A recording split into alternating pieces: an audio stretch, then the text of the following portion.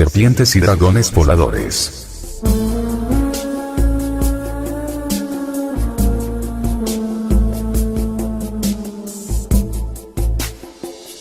Capítulo 6. Los dioses serpiente y la inmortalidad.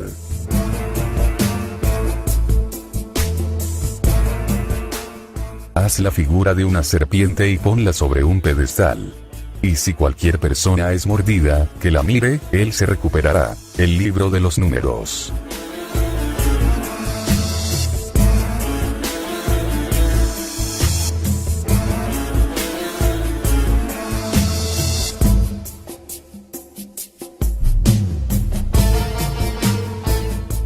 La percepción de la serpiente como mal. Además de Adán y Eva, el otro importante ciudadano del jardín de Edén era la serpiente. A él le fueron otorgados cualidades que rivalizaban y sobrepasaban a las de Adán. Incluso el Génesis concede el punto cuando afirma que la serpiente era la más astuta de todas las bestias salvajes que Dios había hecho. El Agadá describe a la serpiente como alta, de 2 piernas y con poderes mentales superiores. Era el señor de todas las bestias del Edén.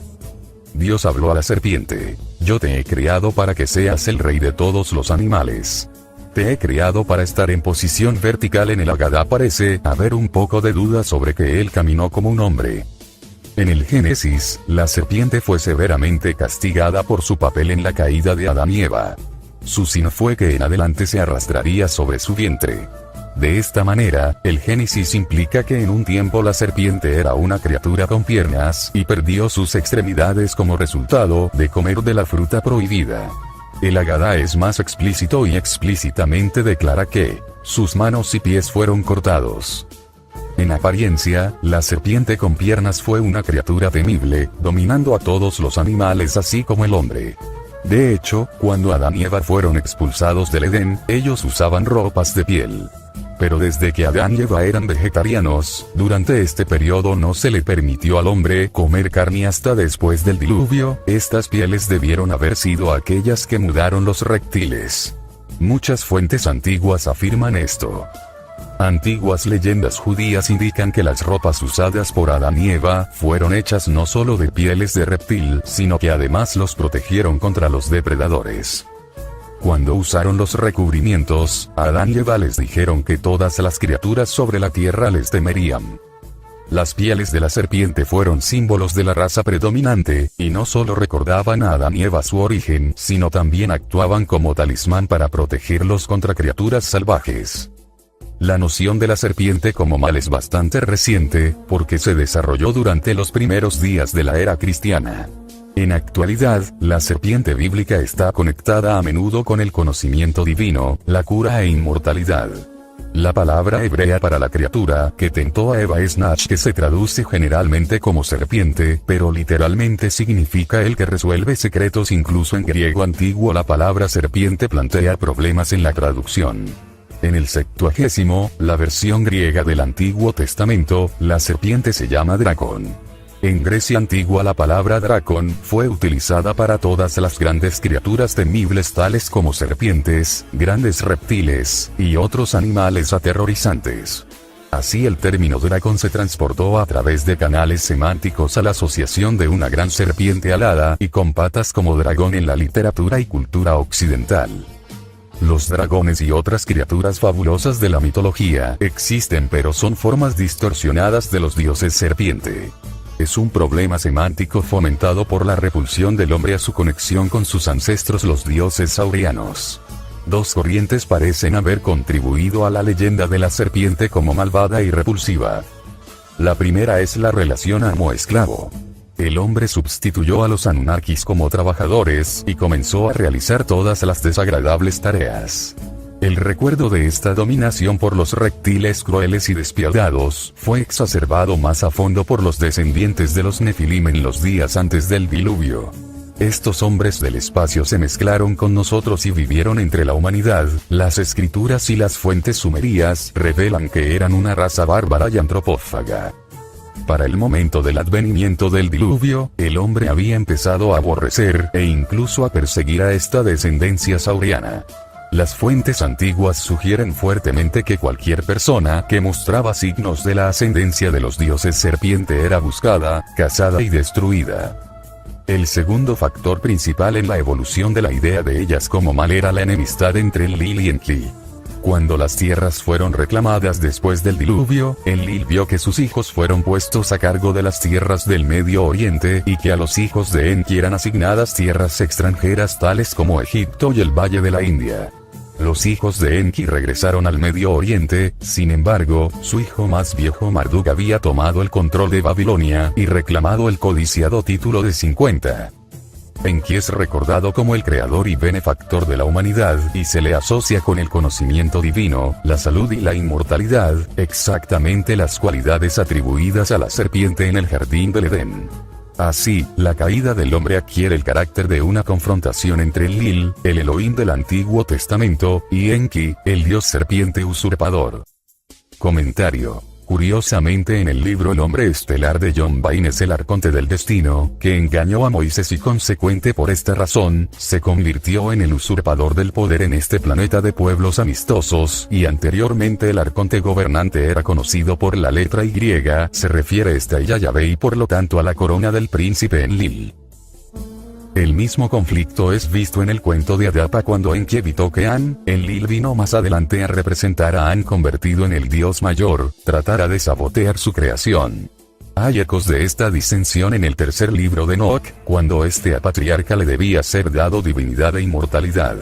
Los ángeles que representaban la más vieja orden protestaron que el dios estaba revelando los secretos divinos al hombre. Ellos le recuerdan que le dieron un buen consejo cuando le dijeron que no cree al hombre. Para los dioses conservadores y más viejos, el hombre era considerado un animal inferior, una y otra vez lo criticaban por su sudoración y suciedad mamífera.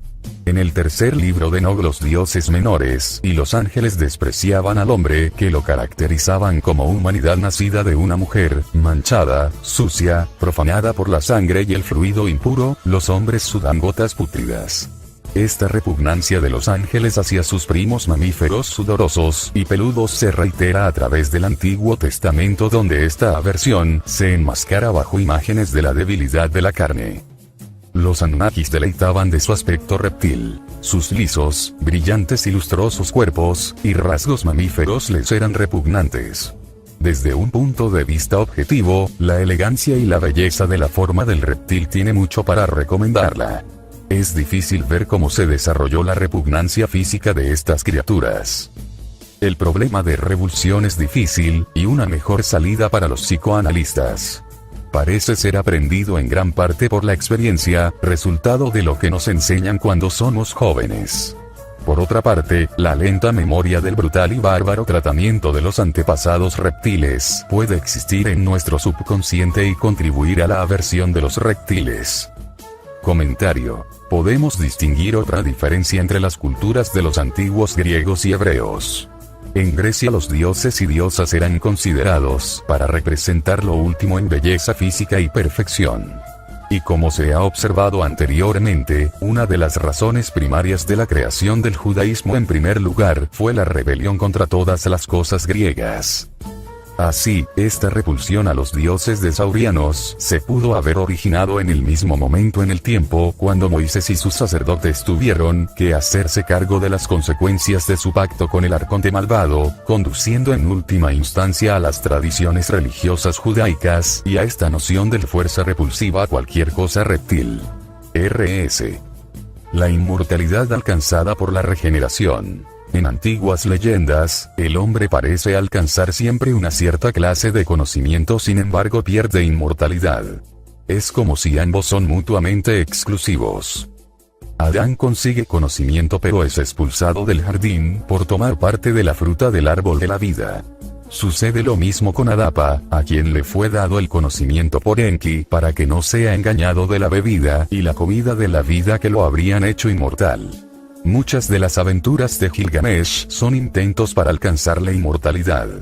Le niegan un viaje hasta los cielos a suplicar a los dioses larga vida.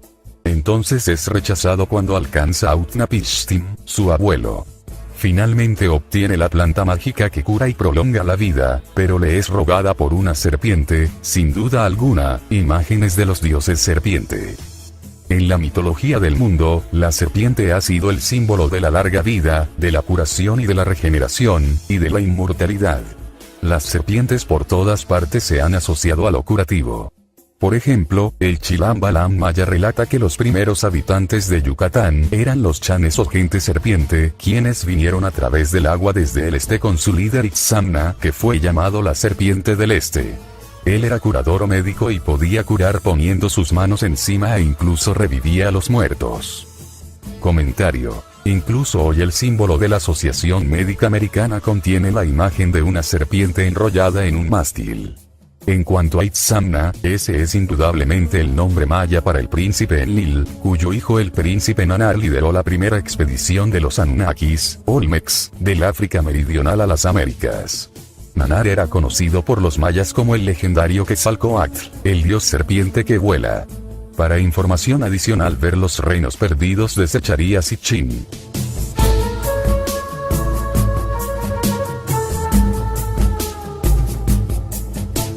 En el Antiguo Testamento, el papel de la serpiente como curador se ilustra en el incidente de la serpiente de bronce o serapín, quien fue levantada sobre un mástil y se convirtió en la cura para las dolencias de las tribus durante su éxodo de Egipto. La dualidad del conocimiento y la inmortalidad, según lo representado por los dos árboles en el Edén, no se encuentra generalmente en fuentes antiguas. Aparte de las breves referencias en el cuento de Adapa, la literatura antigua se concentra en los esfuerzos del hombre por alcanzar la inmortalidad y vida eterna. El árbol simbólico de la vida, el alimento mágico y la bebida eran temas populares entre las diversas culturas del Medio Oriente y aparecen a menudo en sus formas de arte.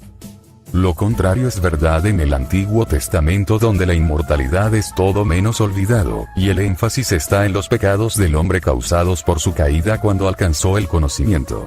Una excepción se encuentra en el documento pseudoepígrafo llamado La vida de Adán y Eva, que narra episodios en la vida de Adán y Eva después que ambos salieron del Edén.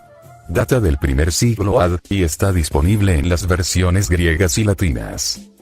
Proporciona información incluso de los intentos de Adán de obtener algunos de estos remedios rejuvenecedores.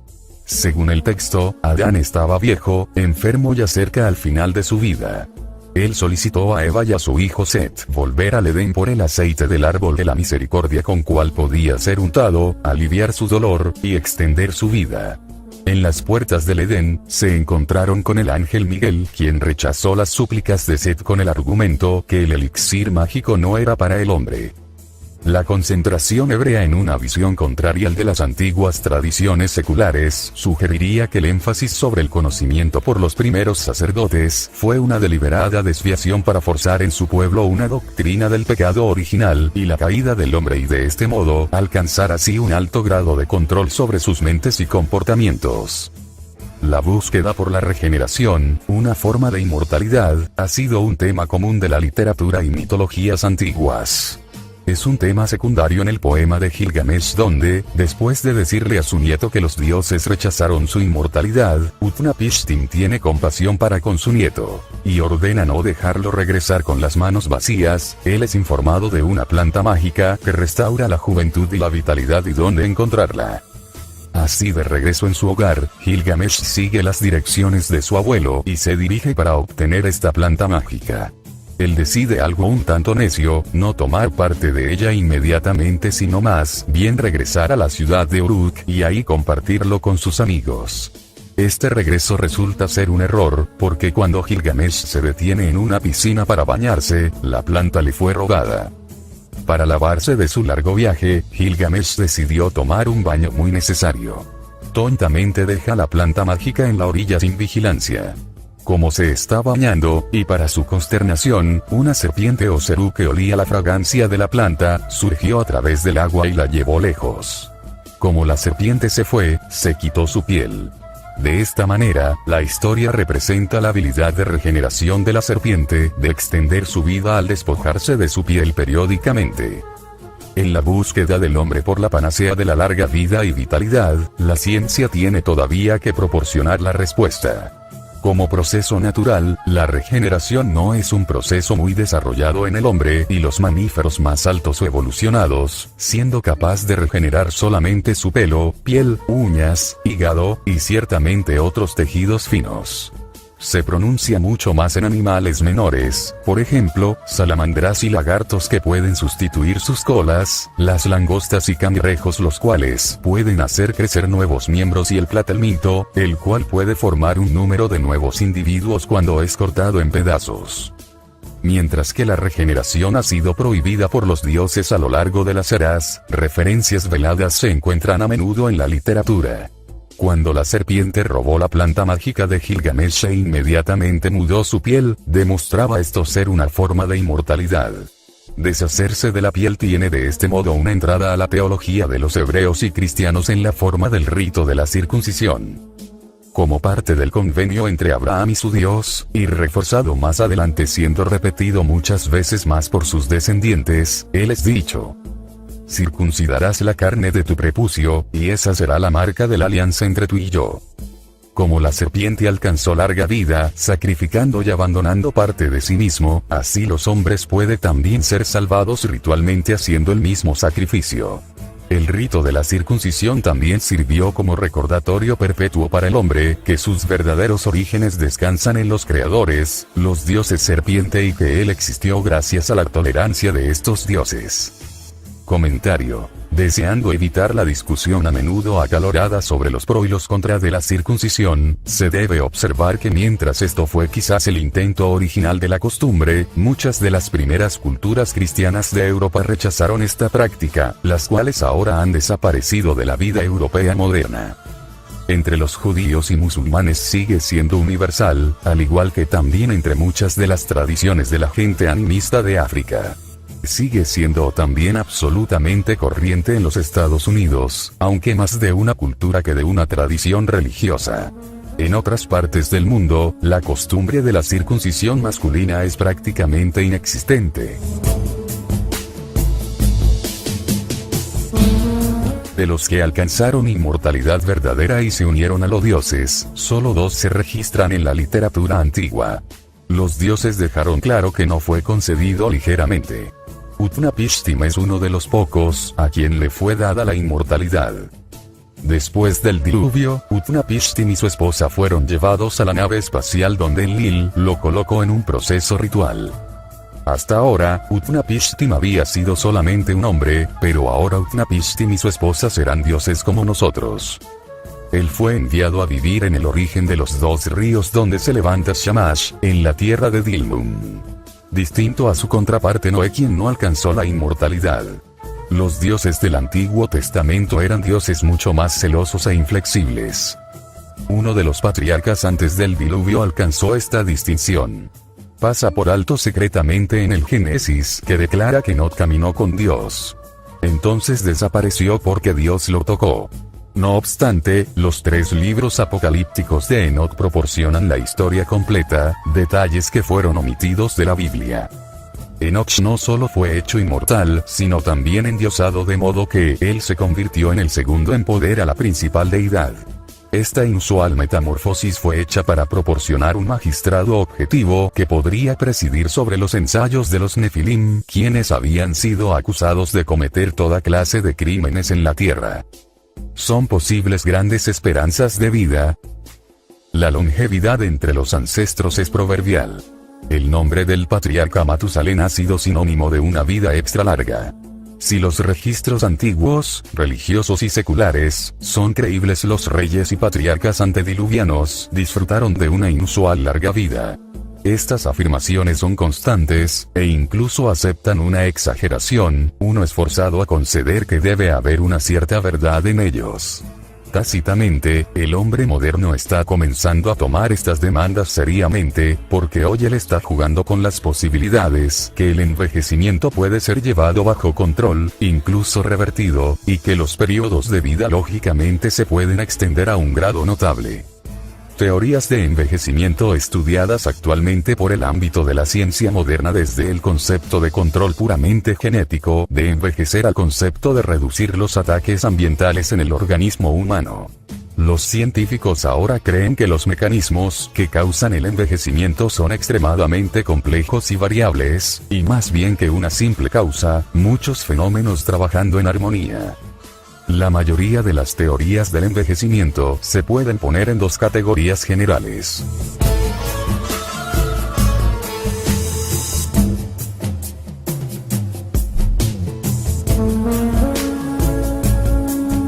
Teorías del error. Teorías de programación. Las teorías del error se basan en la premisa que los acontecimientos al azar, tales como ataques ambientales, causan daños a las células del cuerpo. Estos daños acumulados en un tiempo dan como resultado el mal funcionamiento celular y molecular de los órganos. Las teorías de programación se basan en la suposición que el envejecimiento está programado en la misma célula y es el resultado de una determinada secuencia de eventos escritos en los genes. Una de las más viejas teorías del envejecimiento es la teoría del desgaste y del desgarro. Declara que a nivel molecular, el DNA es dañado continuamente pero el cuerpo no puede reparar el daño y así se acumula, conduciendo finalmente al mal funcionamiento molecular. La teoría metabólica discute que cuanto más rápidamente vive un organismo, más rápido muere. Las restricciones calóricas parecen ser el único factor mostrado repetidamente para alterar el índice de envejecimiento en animales, y la nutrición parecería controlar el cambio en ciertas hormonas que controlan metabolismo. La teoría del radical libre se centra en los efectos perjudiciales de los radicales libres, los fragmentos químicos altamente inestables producidos durante el metabolismo normal, que reaccionan y dañan otras moléculas. La acumulación relativa a la edad del daño de los radicales libres puede interferir con el trabajo vital de las estructuras dominantes de la célula. Así, todos los diversos autores de la teoría del error indican que el cuerpo producirá los químicos y proteínas defectuosas que serán sintetizados y acumulados. Este proceso conduce al daño de las células, los tejidos finos, y los órganos, dando como resultado la muerte. Por otra parte, la teoría de la senectud programada indica que el envejecimiento y la muerte son debido a los acontecimientos programados, resultados de la conmutación secuencial de vez en cuando de ciertos genes. Algunos pueden actuar como un reloj biológico, tal como esos que controlan la pubertad y la menopausia.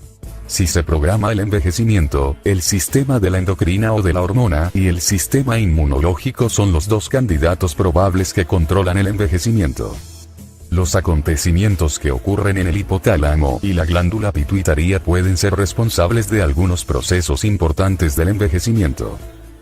La glándula pituitaria, situada en la base del cerebro, secreta las hormonas que alternadamente estimulan otras glándulas para producir más hormonas.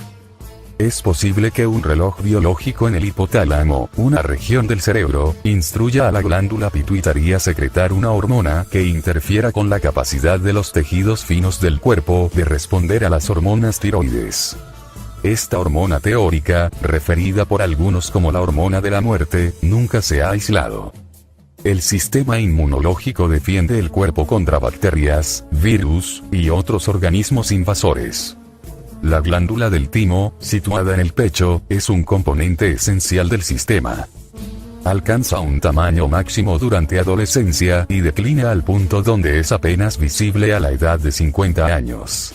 Los autores de la teoría del sistema inmunológico creen que reduciendo la capacidad del cuerpo de luchar contra la infección, apartaría el cáncer, e incluso repararía el daño del DNA. La declinación en el sistema puede ser el acontecimiento más importante del proceso de envejecimiento.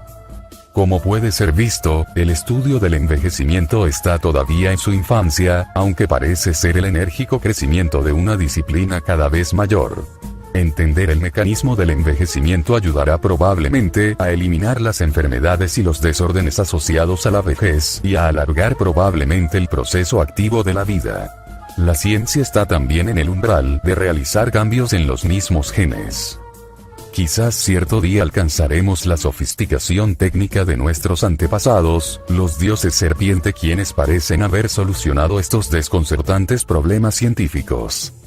Es una soberbia ironía que una raza de seres inteligentes pueda realmente existir en nuestra vecindad del espacio, que son reptiles y repulsivos, y aún así haber fundado la civilización humana.